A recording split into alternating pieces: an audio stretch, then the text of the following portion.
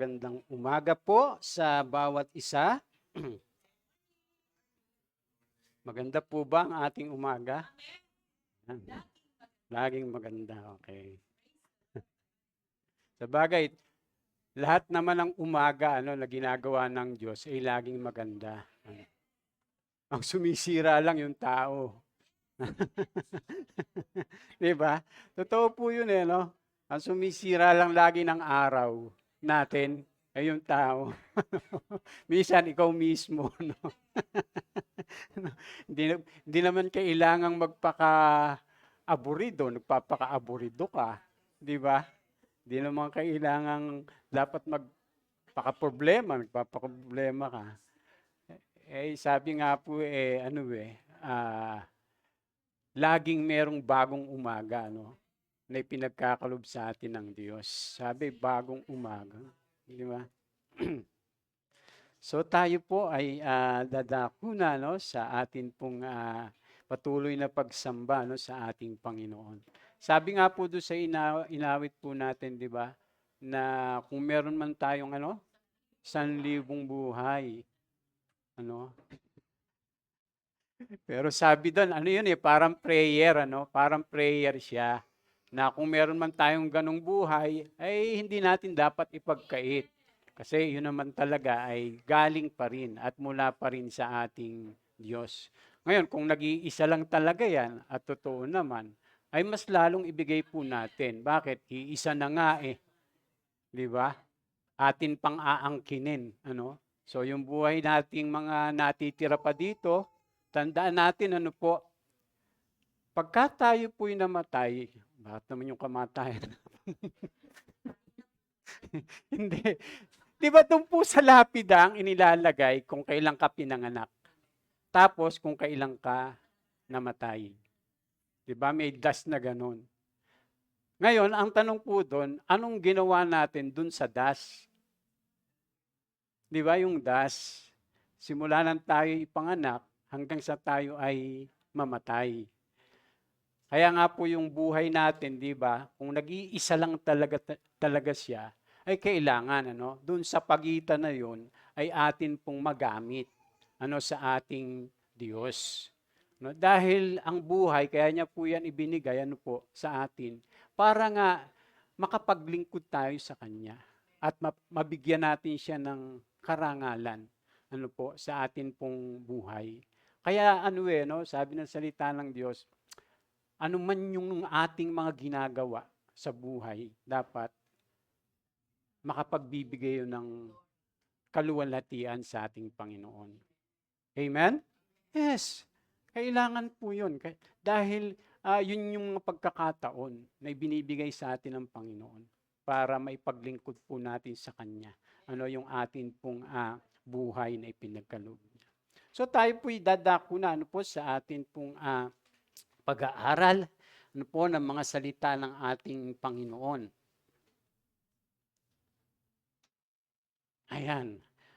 At ito po yung atin pong pag-uusapan, atin pong pagbubulayan at tatalakayin. Ayan, pinamagatan po natin na masyadong strong word po to, no? Kasuklam-suklam. Antindi, no? Kasuklam-suklam. Siyempre, ano po yung ibang salita ng kasuklam-suklam, mga kapatid? Parang galit na galit, parang may pinagdaanan to no? Alam na alam niya Parang sinabi, kinasusuklaman kita. Parang gano'n, Sa iba pa yung parang yung mababaw na yung karimari-marim, parang gano'n, O kaya naman, di katanggap-tanggap, di kaaya-aya, o nakakabisit. Nakakapuot, parang gano'n, po. So, ibig sabihin, talagang hindi siya nararapat, hindi siya karapat dapat, at hindi katanggap-tanggap, lalong-lalo na po, yung ginagawa, ng sinuman, o ng anuman. At siyempre, ang nagsalita po niyan ay ang ating Diyos. Meron talaga siyang mga kinasusuklaman, ano po? At meron din siyang kinalulugdan. No? Kaya dapat alam po natin yung mga nararapat at di nararapat. Alam po dapat natin yung mga katanggap-tanggap sa Diyos at hindi katanggap-tanggap sa kanyang harapan. Kaya yung salita po ay ginamit kasuklam-suklam, mga kapatid.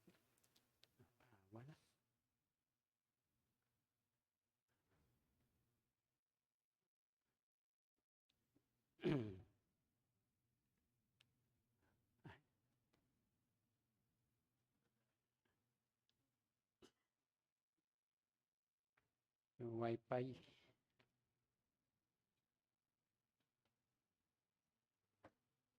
Wala yung wifi. So, sabi po dyan, ano po yung pagkakapareho ng pangangahas na gawin ng spirit of the glass? Yung keyboard, crystal ball, o yung bolang kristal, na kung saan pagka yung iba gustong magpahula, yung bolang kristal ang ginagamit. Yan, ang isa po sa sikat na gumagamit niyan si Ayun, buhay pa ba yun? Hindi niya nahulaan. Sabi diyan yung tarot cards, yung horoscope. Baka may nag-horoscope pa dito. Nakabase sa horoscope yung kanyang buhay. Siguro meron pang tumitingin dun sa sa dyaryo, kaya kahit sa ngayon, sa internet meron na para bagang yung kanilang kinabukasan ay doon nakasalalay po. Sabi diyan, yung tawas, Sabi kung ano yung lumabas sa tawas.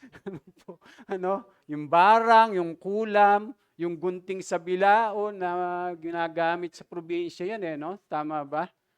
Yung isasabit yung gunting paiikutin kung saan tumapat yung halimbawa may nawawala. Nawawalang baka, ay doon banda nila yan. Doon banda nila hahanapin, Tapos yung palm reading, yung yung tama ba, Oo, yung kanyang yung guhit ng palad, titingnan kung anong mangyayari daw sa buhay mo, pagdating ng panahon. Po? At sabi pa diyan, lahat sila ay pagtatangka ng tao na alamin ang hindi likas na abot ng kaalaman at kakayahan. Lahat sila ay paghahanap ng kaalaman at kapangyarihang hindi kaya ng tao. At lahat sila ay kinasusuklaman at pinagbabawal ng Diyos. Gayunpaman, ang mga ito sa iba-ibang mga anyo ay patuloy pa rin sinisikap isagawa at asahan ng marami sa buhay. At kung minsan pati nga mga naturingang mananampalataya kay Yahweh. Meron pa rin ganyan Yung sabi niya, hindi, wala namang mawawala, pastor, kaya ako naglalagay nung nung ganun. O kaya naman yung Buddha na merong di ba? Sabi, pampaano raw? Pampabuenas. Tapos yung iba maglalagay ng money tree. Minsan may nagbigay sa amin ng money tree. Hanggang ngayon yung iba hindi pa rin nag-iikapu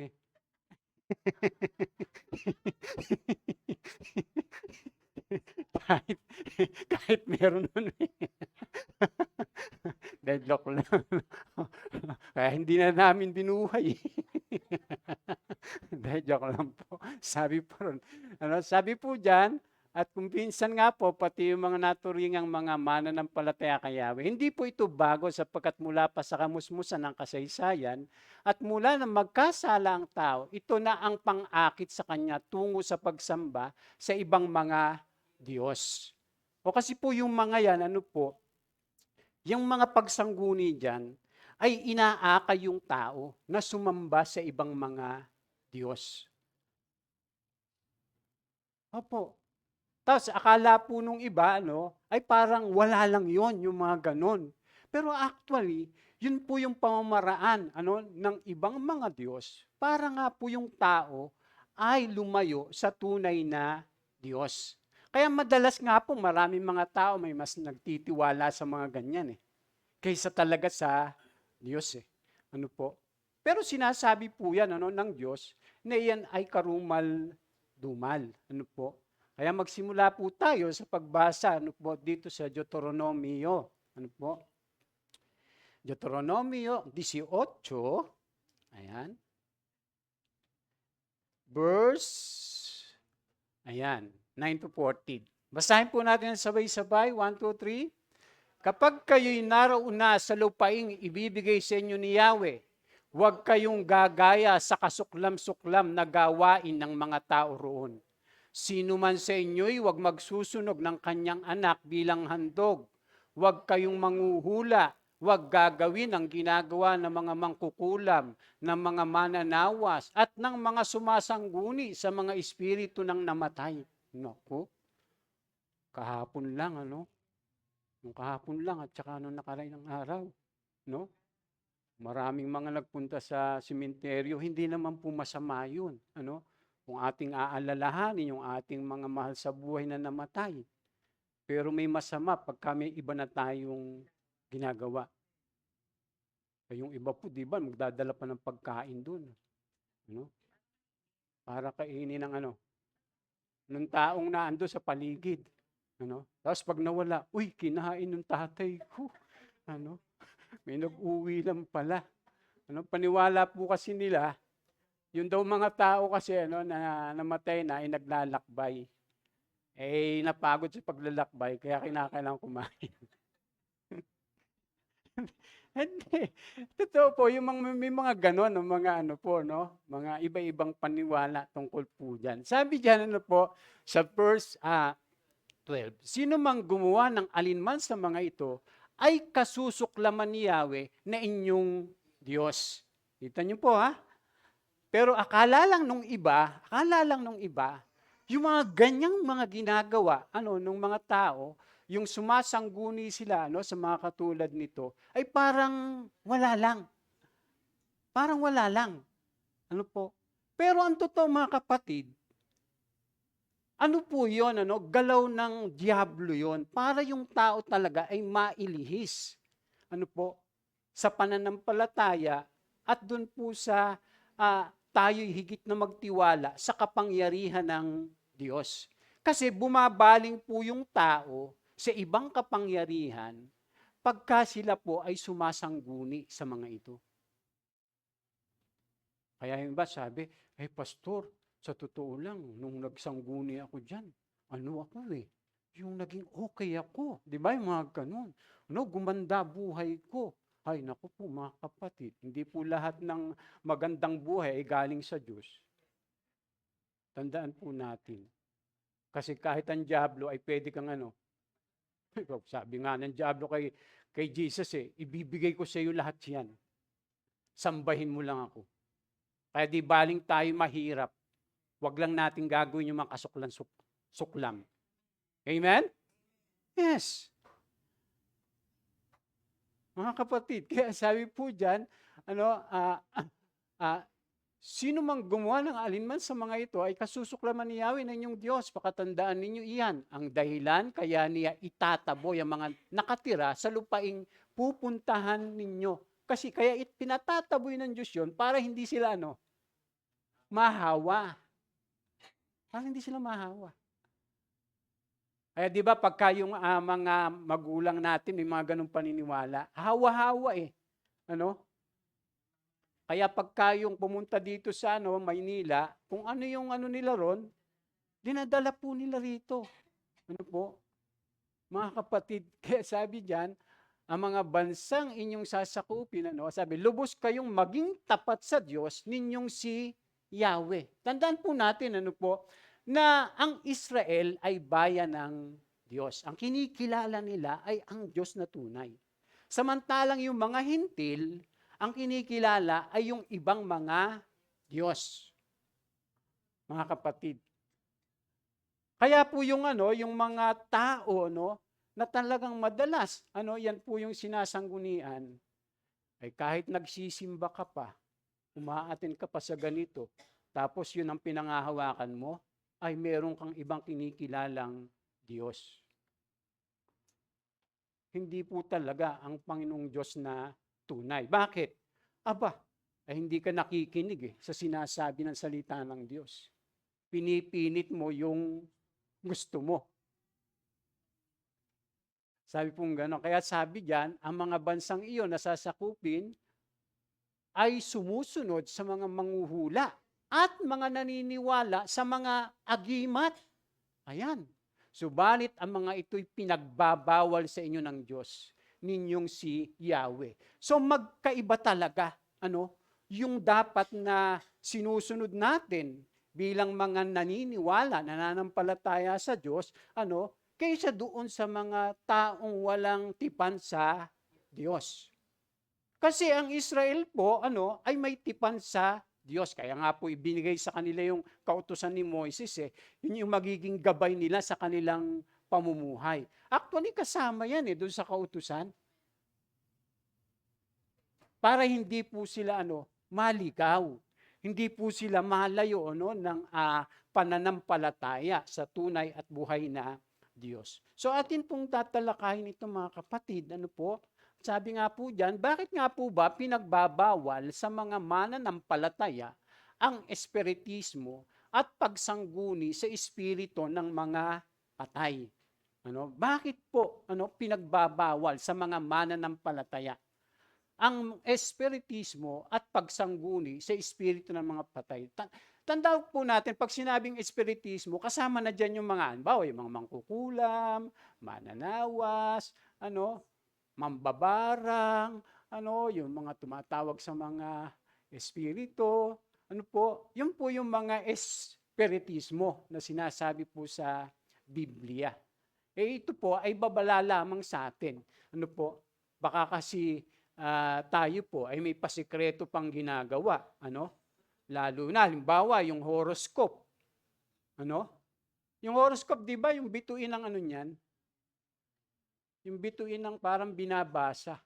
Alam niyo po ba ang simbolo ng bituin sa Biblia? Mga Mga ibang Diyos. Kaya yung araw, di ba, sinasamba noon, yung bituin, kasi kinikilala ng mga tao na hindi kumikilala sa tunay at buhay na Diyos, na yung mga yon ay mga Diyos din. Kaya di ba naus yung horoscope? Tapos, Lunes nakalagay, huwag kang aalis. Masasagasaan ka. Mga ganon. Siyempre, ikaw naman, pagka yun yung sinusundan mo, matatakot ka. Di ba? Sino ngayon nagkukontrol sa'yo? Hindi nyo napansin yung mga ganon? Kaya pagka ang paniniwala natin nasa ganon, may magkukontrol sa yung kapangyarihan, hindi yung kapangyarihan ng Diyos.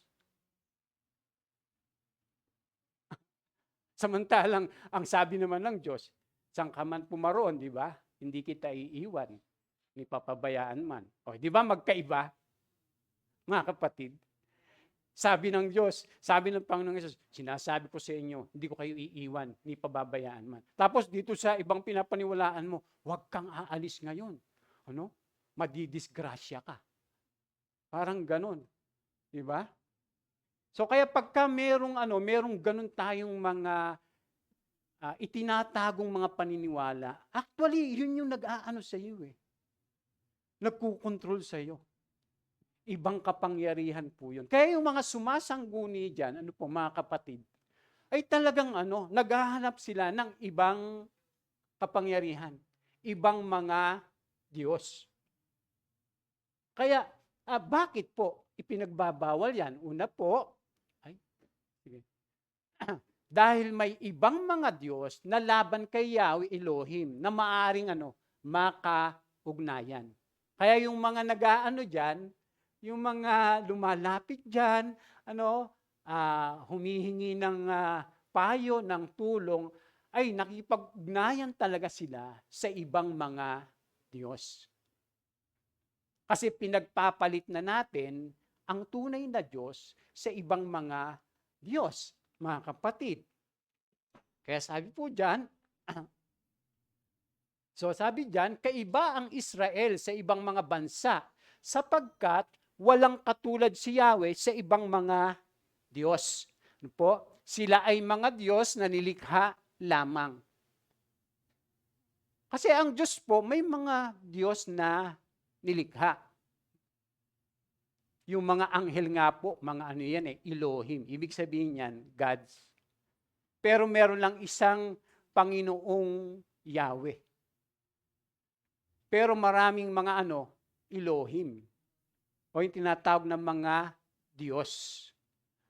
Kaya nga po yung mga tao, di ba, sa kasaysayan, nung yung tao ay bumaling na sa ibang sa pagsamba sa ibang mga Diyos, gumawa rin na rin sila ng mga ibang Diyos-Diyusan.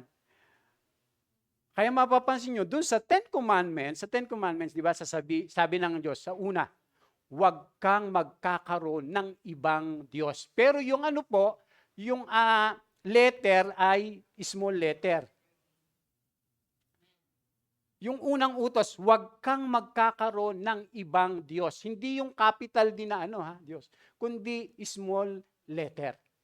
Tapos susunod doon, huwag kang gagawa ng mga larawan.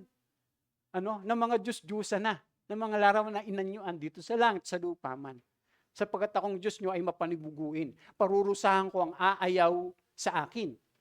Kita nyo po? Kaya iba po yung yung tinatawag na ibang mga Diyos, at iba rin po yung tinatawag na mga Diyos-Diyusan. Mga kapatid. At yun po yung isa sa pinaiiwasan ng Panginoong Diyos na hindi sila po sasamba roon. Sabi diyan, si Yahweh ang kataas-taasang Diyos na lumikha sa kanila. At sila, ang Israel, ay napailalim kay Yahweh, hindi sa ibang mga Diyos. Kaya mapapansin nyo po, di ba, ang Diyos, tinawag po yung Israel para siya yung sasambahin. Inihiwalay niya po yun. Ngayon, parang sa atin po, dahil yung Israel, di ba, si Abraham, yung mga Hudyo, sila po yung pinagkatiwalaan ng mga pangako ng Diyos, ng kautusan ng Diyos, di ba? At hanggang sa lumabas yung church. Tayo, yung mga mananampalataya. Kaya sa atin ngayon, yung sinasabi po, sa mga kumikilala sa tunay na Diyos, yung ipinag-uutos niya sa kabuuan, sa mga mananampalataya, sa mga Hudyo, sa church, sa mga, yung totoong Hudyohan na sumusunod sa Panginoon. Kasi merong mga Hudyo na hindi naman talaga sinusunod din ang ating Panginoong Diyos. Sabi diyan, at sila, ang Israel, ay napailalim kay Yahweh, hindi sa ibang mga Diyos. Ito ang malinaw na takda na naghihiwalay sa Israel, sa ibang mga bansa, sa mga hintil. At naghihiwalay din sa mga Kristiyano, mula sa mga hindi Kristiyano. Dito nabubuod ang mga utos, pangkabanalan sa Israel at sa mga Kristiyano sa buong Biblia. Sabi pong ganyan, So tingnan natin, yan nga po, yung nabanggit, yung ang espiritismo at ang ibang mga Diyos na nabasa na natin kanina, na ang sabi nga po ng Panginoong Diyos, sino man sa inyo'y huwag magsusunog ng kanyang anak bilang handog. Huwag kayong manghuhula, huwag gagawin ang ginagawa ng mga mangkukulam, ng mga mananawas, at ng mga sumasangguni sa mga espiritu ng namatay. Sino mang gumawa ng alinman sa mga ito ay kasusuklaman ni Yahweh na inyong Diyos. Pakatandaan ninyo iyan ang dahilan kaya niya itataboy ang mga nakatira sa lupaing pupuntahan ninyo.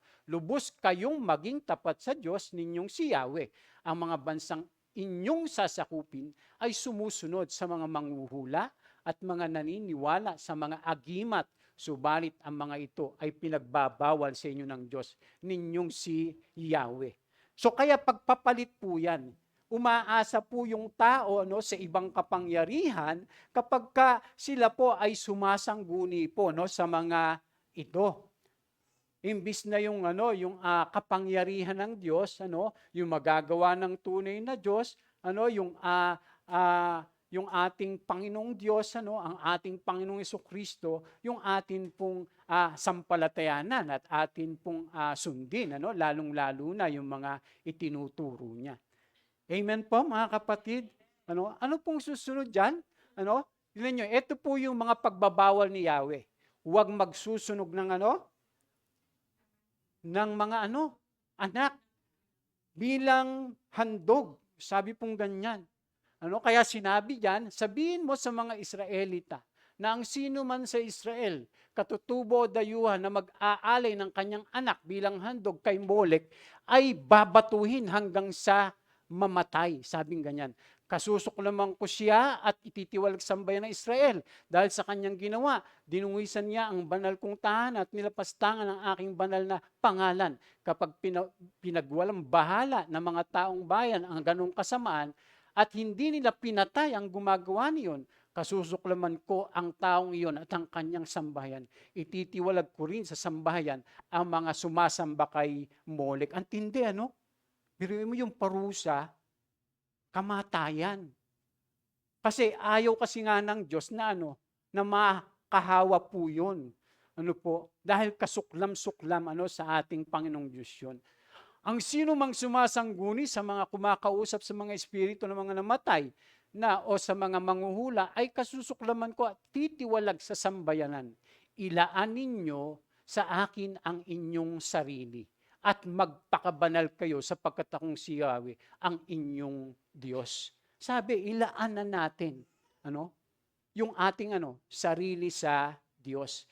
Katulad ng bayang Israel, dahil sila nga po ay inilaan na ng Diyos para sa Kanya. So ganun din po, kaya nga po sa mga mananampalataya, di ba? Sabi doon sa Bagong Tipan, wag na tayong hihipo ng bagay na marurumi. Sabi pong ganun. Ibig sabihin nun, kinakailangang lalayo tayo talaga, doon sa mga ipinagbabawal ng ating Panginoon. Kaya nga sabi, ingatan ninyo at sundin ang aking mga tuntunin. Ako si Yahweh, inilaan ko kayo para sa akin. Amen? Sabi, inilaan niya na tayo. Bagaman ang Israel po yung tinutukoy dito, di ba? Pero pagka yung bagong tipan ng atin pong babasahin, di ba? Madalas mababasa natin diyan na kayo ay hinirang ng Diyos, kayo ay pinili ng Diyos, Kayo ay pag sinabing hinirang sa salitang po niyan,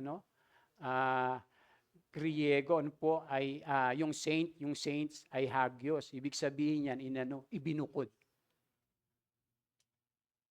Sa Bible yung saints pagka ating binasa sa Tagalog, hinirang.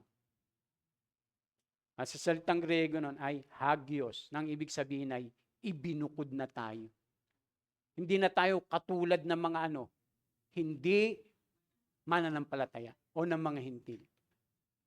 Tayo'y sa Diyos na. Tayo'y sa Kanya na. Tayo'y inilaan niya na para sa Kanya. Kaya marapat lamang po na yung ating mga ginagawa, yung ating pamumuhay, yung ating mga practice, ay kung ano yung Kanyang mga ipinag-uutos sa atin. Amen? Sabi diyan, pa po? Ayan, tingnan nyo. Laging binabanggit yung pagsusunog ng mga anak nila bilang handog sa ibang mga Diyos. Sabi rito, gumawa pa sila ng mga altar para kay Baal sa libis ng Ben Hinnom at doon sinusunog bilang handog kay Molek ang kanilang mga anak. Hindi ko itinuutos o inisip man lamang na ipagawa sa kanila upang magkasala ang Huda. Sabi pong ganoon, mga kapatid.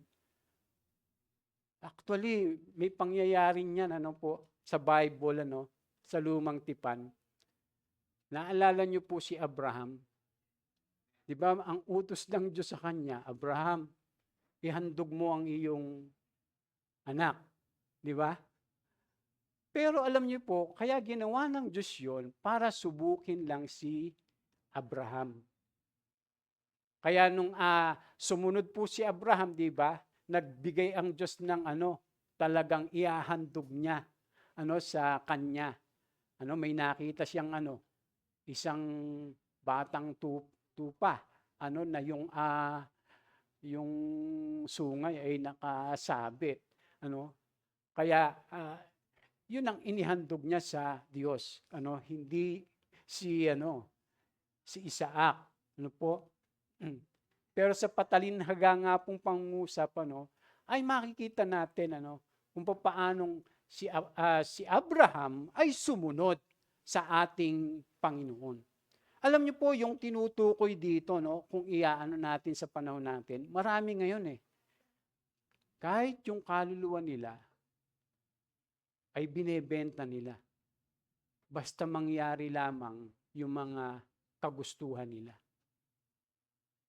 Ang daming gumagawa niya, yung mga singer nga basta sumikat sila, makilala sila, kaya sila, di ba, ang inaano pa nga nila, pinopromote nila pagka sila nagko-concert, yung mga yung mga sign ng mga nila, ng mga Diyos nila, yung pagkilala nila sa kinikilala nilang Diyos. Ganun ang ginagawa po mga kapatid.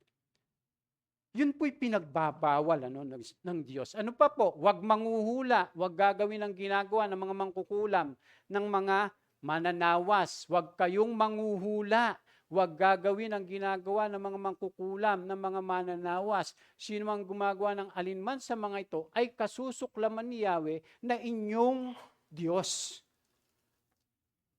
Baka sabihin niyo, pastor, di naman ako gumagawa niyan. Pero nagpapatawas lang ako. Hindi naman po ako nanguhula, pero nagpapahula lang ako. Ay, gumagamit po talaga ako niyang tawas.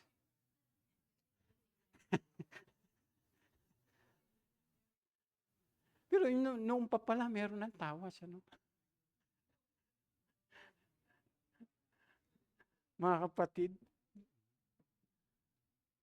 Pero yun po ay napakasama po sa harapan ng Diyos.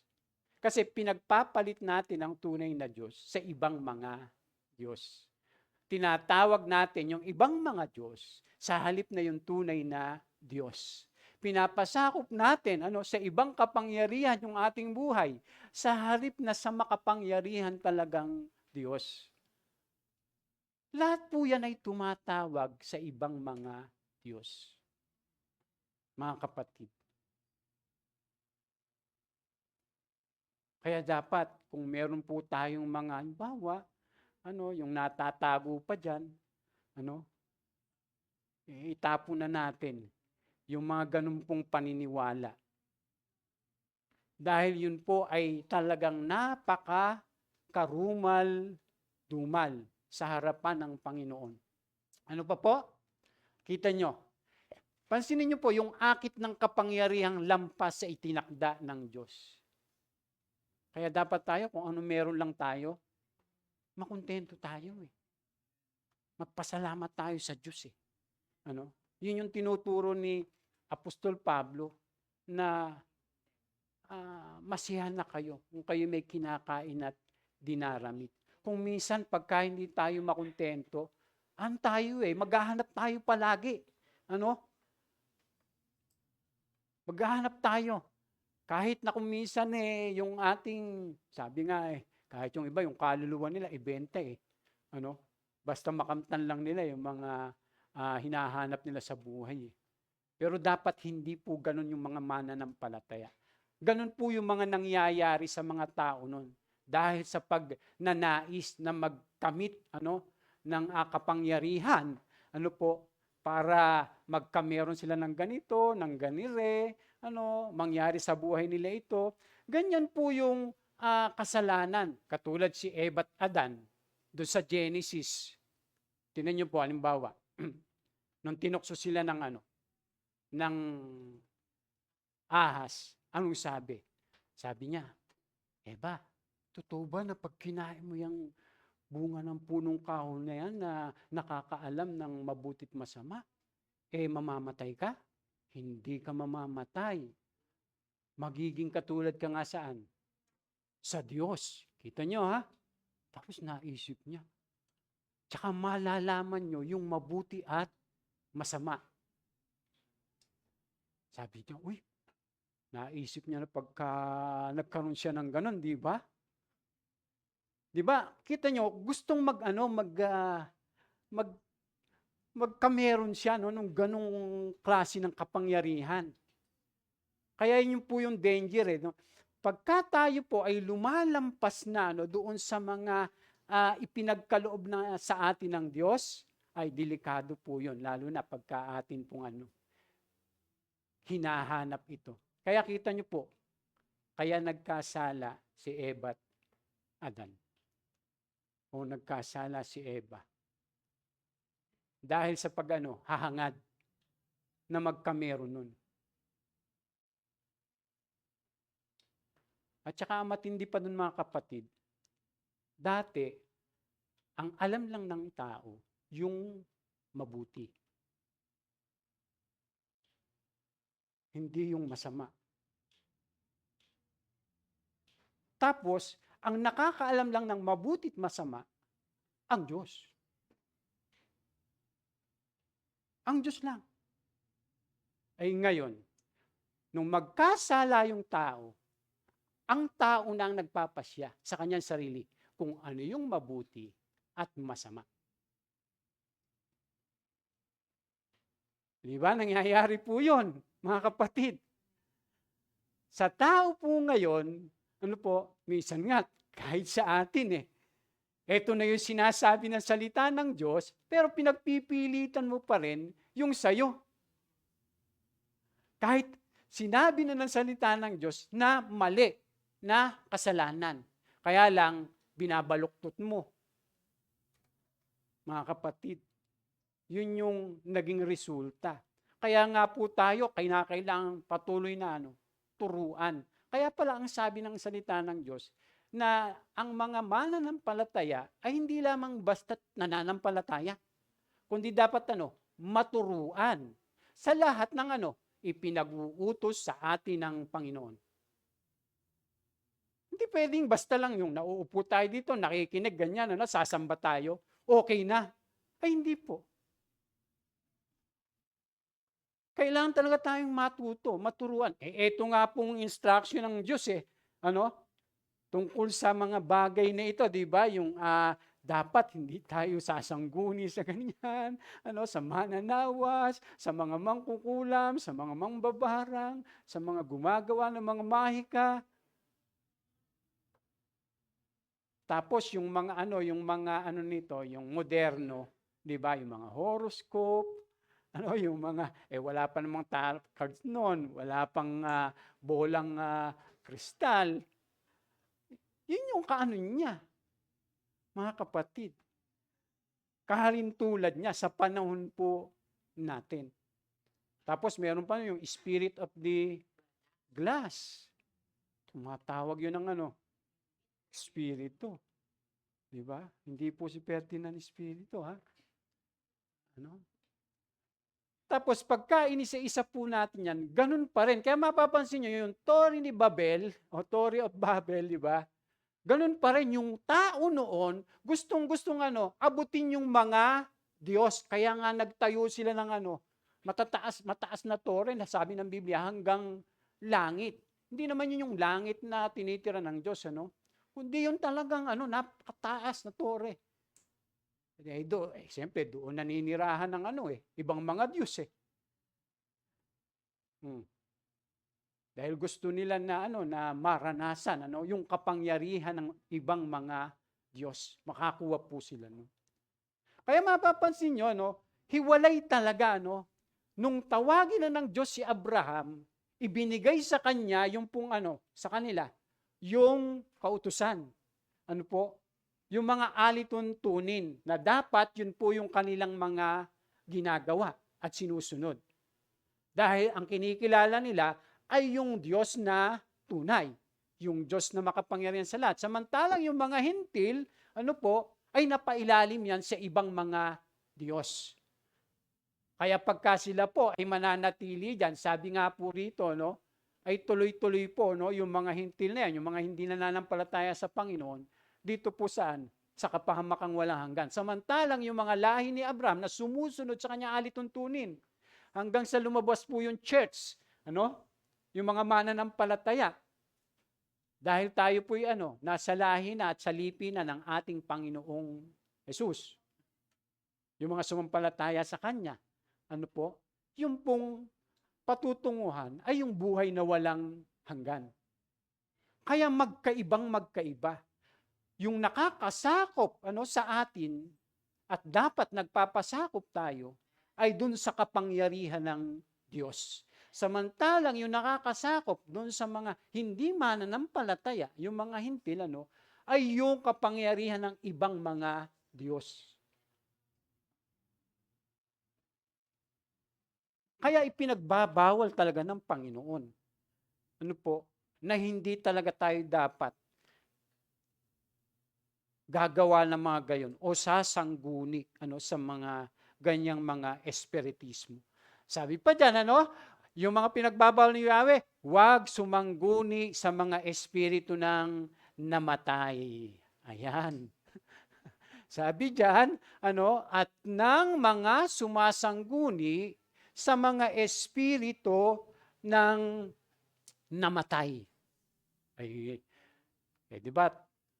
Sino po mga nagpunta dito sa sementeryo kahapon?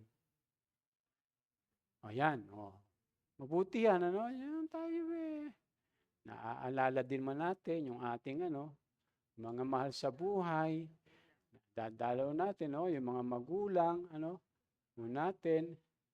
Kaya lang, huwag naman po tayong pupunta ron at sabihin natin, Tatay,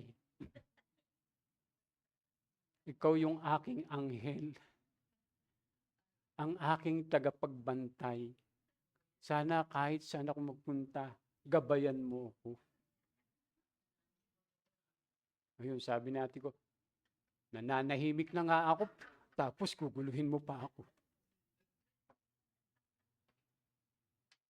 Ay, hindi natin dapat kinakausap yung mga patay, mga kapatid. Dahil wala namang magagawa sa atin yung patay. Yung buhay, may ginagawa pa sa patay. Pero yung patay, wala namang magagawa sa buhay. Kaya pagka inimbalsa mo yung patay, sasalaksakin dito, sasalaksakin dyan. May nagagawa ba yung patay? Wala. Wala silang magagawa kahit ano. Patay na sila Kaya lang, pag yung paniniwala mo, at pinaniniwalaan mo na parang sila naging anghel na rin nung mamatay, na siyang parang magiging gabay mo, naliligaw po tayo ng paniniwala. Wala po tayong mababasa sa Biblia ng mga ganun. O tinuturo man lang ng mga apostol. So nakahanay ang pagsangguni sa mga namatay, sa mga ginagawa ng mga manghuhula, mangkukulam, mananawas at iba pa, sapagkat lahat ng mga ito ay pag-abot sa ibang mga Diyos, ibang mga kapangyarihang maliban kay Yahweh. Sabi diyan, kanilang pinaniniwalaan ang mga namatay ay nagiging mga Diyos din na maaring tumulong sa kanila. Ganun po noon para sa kanila. Tapos minsan na-adapt natin yun, na parang, namatay yung namin, yung aming pamangkin na baby, meron na kaming kerubin. Meron na kaming anghel. Baby bantayan mo kami palagi. Tapos,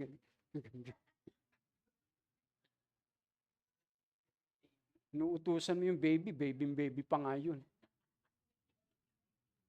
Tsaka walang ganun, di totoo yung baby nagiging kerubin. Baka hindi nyo alam sa Biblia kung ano po yung kerubin. Ay di ba yun yung nagkasala na si Eva at Adan, pinalaya sila dun sa Garden of Eden. Merong pinagbantay na kerubin, yung anghel. Anghel yun. Hindi yung kerubin na sanggol na merong gano'n, manananggal. Ulo lang meron. Wala pong ganun sa mga lang yun, mga katang-isip lang yun, o yung pagbaluktot lang sa mga paniniwala. Mga kapatid. Kaya sabi diyan, ito rin po yung nakaugalian o naugalian sa ating panahon na kinakausap ang mga yumao. pinupuntahan at hinihinga ng pabor na ipanalangin. Ito rin po yung dahilan sa likod ng pagtatalaga ng mga santong dadalanginan na mga namatay na banal sa wari nila. Siyempre, yung mga una-unang apostol, mga alagad, naunang Kristiyano, mga banal talaga yon, mga kapatid. Pero walang itinuturo sa Biblia na yun magbabantay sa atin, ganon, pwede nating panalanginan, wala pong itinuturong ganon. Turong pagano po yun mga kapatid Kaya kita nyo po, di ba? Diyan pumasok yung paniniwalang yung mga saint daw ay pwedeng dalanginan. Tapos yung mga ginagawa pa nilang saint, katulad na ang paniwala nila, wari nila, yun ay banal. Pero ang nagdi-declare po na saint o banal ang isang tao ay ang Diyos, hindi yung tao. Kaya nga sa Biblia, makakapagbasa tayo, sa lahat ng mga banal na nasa Corinto, pag nagbasa po kayo ng Bible, to all the saints in Corinth, sa English, di ba ganun po yung sino yung kausap niya? Yung mga mananampalataya na sinulatan niya doon sa Corinto. Ang tawag niya, mga banal po yun. Sa ibang translation, mga hinirang. Pero namatay na po sila, di ba? Wala na po sila. Pero walang tinuro po yung mga apostol na pwede kayong manalangin doon, humingi ng pabor. Wala pong ganun, mga kapatid. Kaya, tinan niyo po, tinanggihan po yan, Ganyan po yung yung reaction po ni Apostol Pablo at ni Bernabe nung parang sasambahin sila ng mga tao. Kasi meron silang ganung paniniwala, na yung mga katulad po nito, ay pwede sambahin. Sabi rito, nang makita ng mga taong bayan ang ginawa ni Pablo, sumigaw sila sa wikang likaw niya. Nanaog sa atin ang mga Diyos sa anyong tao. Sabing ganun. Tinawag nilang Zeus, si Bernabe, at si Pablo na may Hermes, sapagkat siya ang tagapagsalita. Nasa bungad ng lungsod ng templo si Zeus, yung sinasamba nila, na Diyos-Diyusan. Sabing ganun. At nang mabalitaan ng pari ni Zeus, ang nangyari? Nagdala siya ng mga torong may kwintas na bulaklak sa may pintuan ng lungsod upang ialay ng handog niya at ng bayan. At nang malaman ito ni Bernabe at Pablo, pinunit nila ang kanilang mga damit at patakbong pumagitna sa mga tao. Sabi ganun, sumigaw sila, mga Ginoo, huwag niyong gawin iyan. Mga tao rin kaming tulad ninyo. Sinasamba na nila sila Pablo at si Bernabe. Kaya po yung ginagawa ng ngayon, marami. Na dinadalanginan, inaalayan ng bulaklak, pinoprosesyon, yung mga santo. Ay isa pong malaking yun, kasalanan sa Diyos. Mga kapatid. Kasi nga, sila Apostol Pablo, sila na nga nagsabi huwag niyong gawin yan. Hindi niyo kami dapat sambahin. Sabing ganun. Dahil kami tao lang din na katulad ninyo. Kaya dapat ang sinasamba lang talaga natin ay yung Diyos na tunay. Amen? Hindi natin pwede, ibibigay yung pagsamba sa mga tao. Dahil ang nagpatotoo mismo ay sila Pablo. Kaya sabi niyan, ipinapangaral namin sa inyo ang magandang balita upang talikuran ninyo ang mga walang kabulang bagay na iyan at manumbalik kayo sa Diyos na buhay na lumikha ng langit at lupa, dagat at lahat ng naroon.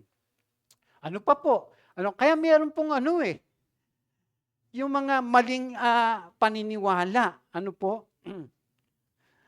Tinan niyo po ito, babasahin natin. Sabi rito, Sige, basahin natin sabay-sabay para makabasa kayo. 1, 2, 3. Sumagot si Jesus, maling-mali ang iniisip ninyo.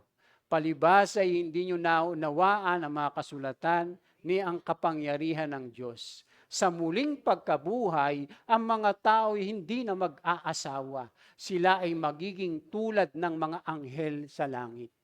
So ang tagpo po na iyan, di ba? Yun yung merong nagtanong sa ating Panginoong Yesus. Sabi niya, Guro, ayon sa kautusan ni Moises, kapag kayong lalaki ay nag-asawa, at meron siya mga kapatid, tapos namatay siya, yung panganay, kailangan mapangasawa siya nung sumunod.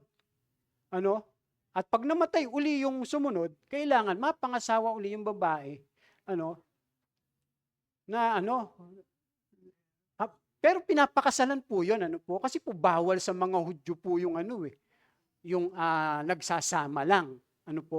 Kaya ang sabi doon, pinakasalan niya yung una, pinakasalan niya yung pangalawa, yung pangatlo, at dumating yung time, namatay silang lahat. At namatay po rin yung babae. Kaya tinanong po sila, ang Panginoong Yesus, nung mga nagtatanong sa kanya, sino po ang mapapangasawa, nung babaeng yon pagdating sa kabilang buhay? Ay, oo nga naman.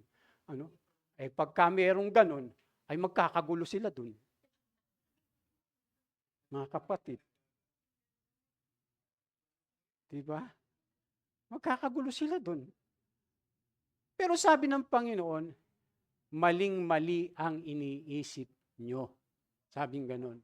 Palibhasa hindi nyo naunawaan ang mga kasulatan ni ang kapangyarihan ng Diyos. Sa muling pagkabuhay, ang mga tao'y hindi na mag-aasawa.